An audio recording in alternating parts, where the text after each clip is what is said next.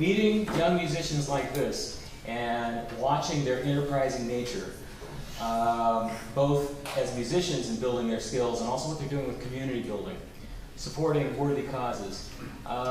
People say that they're worried about the next generation. Well, they've always said that, right? Obviously, that's not the issue, right? It's about supporting them. I'm preaching to the choir here, we all know we need them. We need their generation as much or more than they need ours, right? And my life here in the Susquehanna Valley just blossomed when I first met the Grahams. And I got a call from Dale Orris, who was Dale Aaron's elementary and junior high teacher? Yeah. Incredible trumpet player in the area, in case you don't know. Plays first in the Williamsport Symphony. Goes on the road with Buddy Rich, plays all the studio stuff, all the classical stuff, I mean, the whole thing. And he said, I've got somebody who's special, and do you take beginning students? And I said, well, it'll be clear, of course, but it'll be clear, after we get together whether she wants me. And we have had so much fun. I have just been a team of teachers because the Grahams and Aaron have been able to find Pat Long out of Susquehanna University and many others to work. So Pat's worked with her on composition and her mallet playing.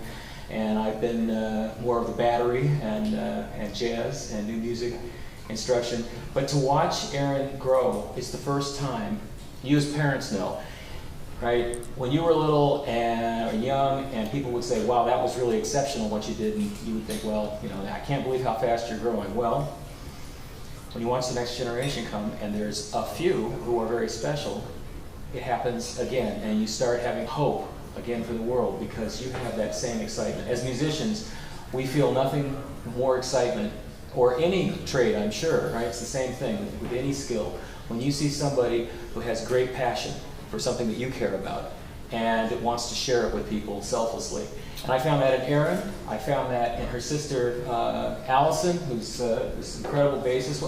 Where are you? Are you 17 and 14? 18, 17 and 14. And Tommy, what are you, 17? You're 17. You have to understand that the music that we heard today was the state-of-the-art jazz just half a century ago. All right, just over 50 years ago, late 1950s, early 1960s. Miles Davis made this incredible A Kind of Blue record. Bill Evans was his pianist. Aaron had several of his voicings. The great Paul Chambers was the bassist. Allison's using some of the same figures that he used to play. And of course, John Coltrane was on that recording. John Coltrane influenced Wayne Shorter, who was the next Miles Davis great saxophonist. And Aaron takes, and the group takes something like Iris, which is one of the most difficult modern ballads. It's one of the most difficult modern ballads of any time, but particularly the 60s. It was like Bill Evans's tune before that, Blue and Green. People don't call it on jam sessions because you can't sight read it easily. And they just make it sound like it's normal. I watched her call it on Varden Ovsepian and Josh Davis last spring at Bucknell, and I can tell you they were staring at the page. And she's just playing along, everything's fine, and watch what happens with the community. She had met one of my former students, Luke Chahani, who's a guitarist, guy from graduated Bucknell, but not in music. And he had introduced her. He says, well, do you like this tune, Iris, by Wayne Shorter? He didn't tell her how hard it was. He didn't say anything. He just, of course, oh yeah, that's fine. I can do that. And she has. And then she taught it to these people. And you watch this circle go around. And then I got to meet Tommy. And what can you say? The first time I heard him, I don't know if you understand how exceptional what they're doing. Till 1960, you didn't hear basses that were amplified, right? And so drummers had to play acoustically with the sound of the bass, and in this case, vibraphone. That has been a lost art ever since the 60s when we wanted to play Woodstock, right? We wanted to play larger and larger venues and amplify everything. And musicians lost their sensitivity.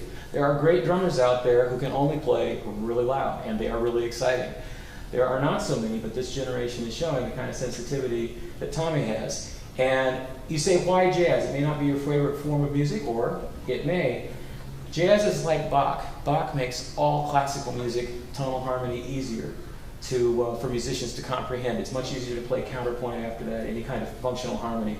For jazz makes all popular music throughout the world easier for people to play. These kids can take this, and whatever they decide to do, whoever they meet, they now have currency. They have a common language. It's way beyond the blues.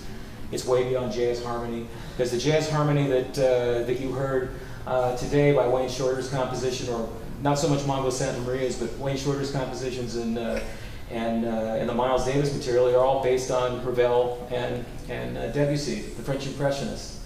And the generation before us started to realize that the best musicians, if we were going to teach this, could be both classical and improvisers.